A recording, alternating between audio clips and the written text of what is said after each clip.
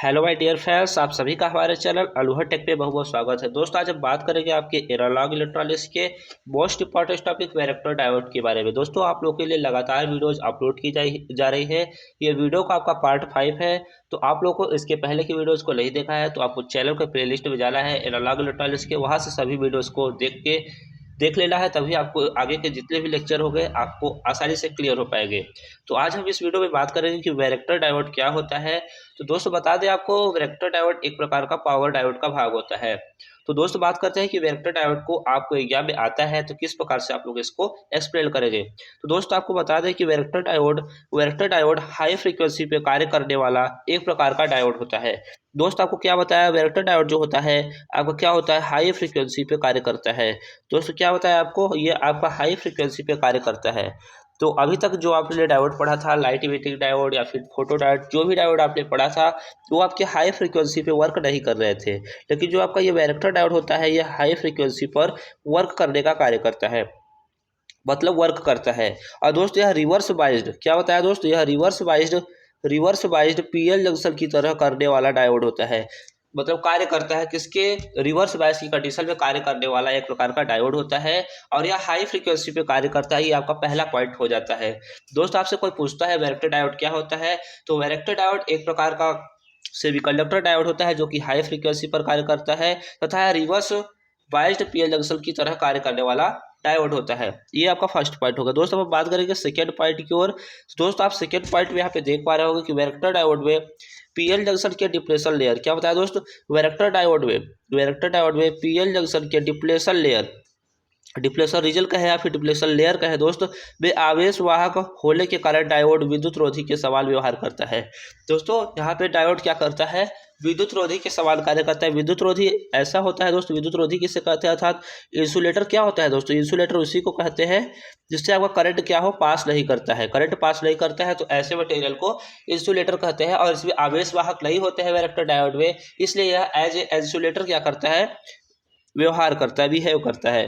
तो उसमें आप क्या लिखा हुआ है, व्यवहार करता है, किसकी तरह, इंसुलेटर की तरह व्यवहार करने का कार्य करता है।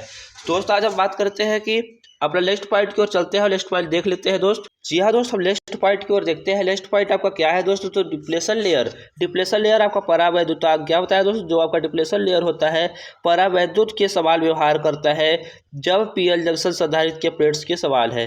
दोस्त, यहाँ पे बात करते हैं कि परावैद्युत क्या होता है। जैसे कि आपके कैपेसिटर में देखा होगा दोस्तों कि कैपेसिटर में यहाँ पे दो प्लेटें होती है, तो आपका इसका C1 या फिर C1 C2 नाम दे सकते हैं, दो प्लेट होती है। तो इसके बीच में जो भी आपका डाइलेक्ट्रिक रखा जाता है उसी को क्या कहते हैं, परावैद्युत कहते हैं। दोस्तों, क्या होता है, जब आपके दो कैपेसिटर के मध्य में कोई इंसुलेटर रखा जाता है, जैसे कागज रख दिया या फिर कोई कई और सारे इंसुलेटर जैसे पोर्सिलिन है, सिरेमिक है, इन सब इंसुलेटर को मिला दिया तो ये आपका क्या कहलाता है, डाइलेक्ट्रिक कहलाता है। और ये दो प्लेटों के बीच क्या करता है, पीएल जंक्शन के समान व्यवहार करता है।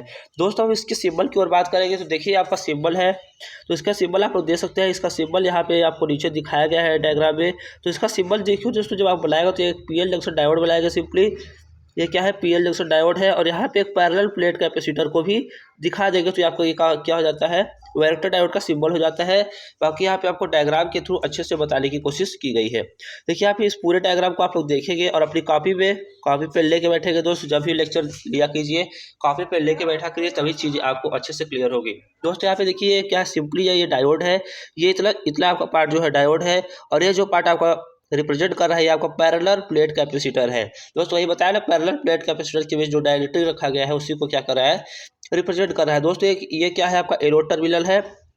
इसे आप क्या करते हैं, एनोड टर्मिनल, ये से निगेटिव लीड, क्योंकि ये रिवर्स बायस की कंडीशन में कार्य करता है। और ये कैथोड है तो इसे पॉजिटिव से यहाँ पे अभी आगे आपको दिखाया जाएगा। इसकी संरचना की ओर बात करते हैं तो इसकी संरचना को हम देख लेते हैं। जी हाँ दोस्त, आपको संरचना को भी दिखाया गया है, तो इसकी संरचना की ओर देखेंगे और समझेंगे कि ध्यान से समझेंगे कि चीज़ें क्या है। देखिए दोस्तों, यहाँ पे इसका संरचना दे सकते हैं, क्या है, वैरेक्टर डायोड का पूरा संरचना है। दोस्तों, क्या है, संरचना है। देखिए, यहाँ पे एक पीएल जंक्शन होता है और यहाँ पे निगेटिव लीड का मतलब है दोस्तों कि निगेटिव पी टाइप को निगेटिव से किया गया है कलेक्ट। और जो आपका एन टाइप होता है था, जो आपका कैथोड टर्मिनल होता है उसे पॉजिटिव के किया गया है। मतलब यह रिवर्स बायस को क्या कर रहा है, रिप्रेजेंट कर रहा है। और रिवर्स बायस की कंडीशन में आपका ये वैरेक्टर डायोड पीएल जंक्शन की तरह व्यवहार करता है। दोस्तों बात करते हैं कि ये क्या है आपका, एक पी टाइप सेमी कंडक्टर है, पी टाइप सेमी कंडक्टर और एक एन टाइप सेमी कंडक्टर है। और ये क्या है दोस्तों, आपका डिप्लेशन लेयर है। जबकि पहले ही बताया है दोस्तों कि जब एक पी टाइप, जैसे आपका ये पी टाइप होता है सेमी कंडक्टर और एक एन टाइप होता है, तो बीच में आपका डिप्लेशन लेयर का निर्माण होता ही होता है। तो वही डिप्लेशन लेयर का निर्माण होता है। डिप्लेशन लेयर की जब चौड़ाई अधिक होती है तो आपका करंट पास नहीं करता है, जब चौड़ाई कम हो जाती है इस लेयर की तो यहाँ से करंट पास करने लगता है। तो हमारा जो पहला टारगेट होगा दोस्तों कि यहाँ पे इसके जो ब्रीथ है, इसकी मतलब जो चौड़ाई है जंक्शन की डिप्लेशन लेयर की, इसको कम करना होता है।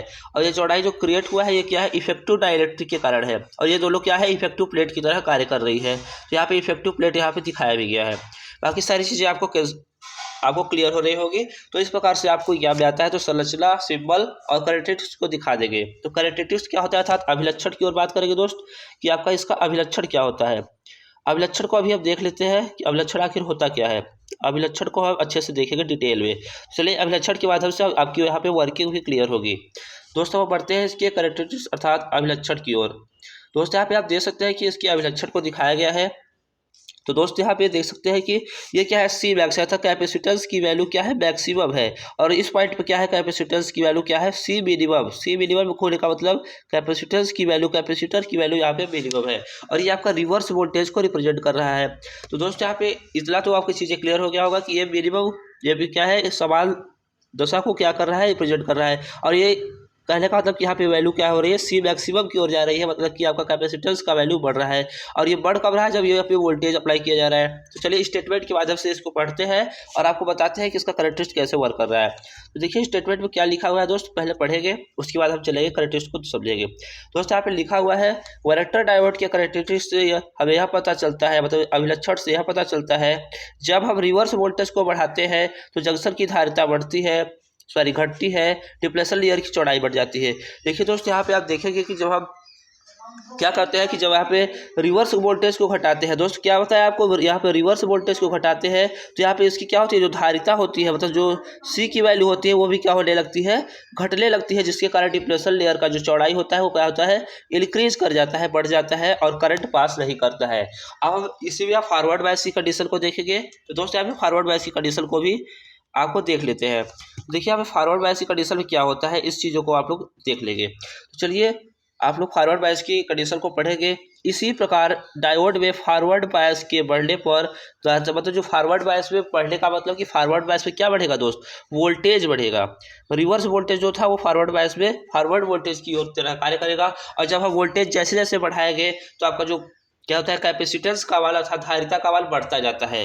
दोस्त यहाँ पे यही तो ग्राफ में दिखाया गया है। दोस्त समझिए यहाँ पे, एक मिनट दोस्त देखिए जब आपका फॉरवर्ड की कंडीशन आता है तो यहाँ पे जैसे जैसे हम यहाँ पे फॉरवर्ड के वोल्टेज को, यहाँ पे वोल्टेज को हम इंक्रीज करते हैं तो कैपेसिटेंस जो आपका सी है, दोस्त क्या है, ये क्या है, मैक्सिमम पे पहुँच जाता है, अर्थात बढ़ने लगता है। और जैसे जैसे ये बढ़ता है इसके डिप्लेशन लेयर की चौड़ाई जो होती है, जैसे देखिए जो यहाँ पे दो कैपेसिटर के दोस्त यहाँ पे समझाते हैं आपको, जो आपका कैपेसिटर का प्लेट था, तो जैसे जैसे आपका यहाँ पे कैपेसिटेंस बढ़ेगा इसके मध्य की चौड़ाई कम होगी, और चौड़ाई कम होगी तो डिप्लेशन लेयर भी दोस्त आपका कम होगा। तो इस प्रकार से टॉपिक आपको क्लियर हुआ होगा। और हम एक पॉइंट और बात करते हैं दोस्त, इसके एक पॉइंट को देख लेते हैं। तो जी हाँ दोस्त, आपको बताया कि आपका एक पॉइंट और है, तो यह एक पॉइंट यहाँ पे देखेंगे दोस्त, इसको याद रखेंगे दोस्त, इसको लिखना इंपॉर्टेंट हो जाता है। इस डायोड को हम परिवर्ती धारिता के समान संधारित्र की तरह प्रयोग करते हैं। परिवर्ती धारिता मतलब कि जिसकी धारिता को हम कैपेसिटेंस को क्या करते हैं दोस्त, कैपेसिटेंट को कभी मिनिमम, रिवर्स की कंडीशन में मिनिमम, तथा आपका फॉरवर्ड की कंडीशन में फॉरवर्ड वोल्टेज अप्लाई करते हैं उसी कंडीशन में आप मैक्सिमम भी आपकी कैपेसिटेंस हो जाता है। तो इसीलिए क्या बोला, परिवर्ती बोला गया था, वेरिएबल होता है इसका जो कैपेसिटेंस होता है, इस आपके डायोड का क्या होता है, वेरिएबल रखा जाता है।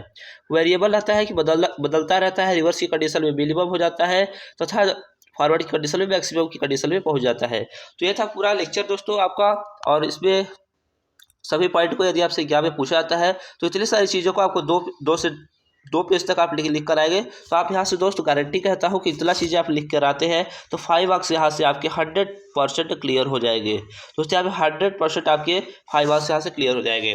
तो दोस्तों बता दिया कि वैरेक्टर डायोड आपका हाई फ्रिक्वेंसी पे कार्य करने वाला एक सेमीकंडक्टर डायोड होता है, रिवर्स बायस की कंडीशन में पीएन जंक्शन की तरह कार्य करता है।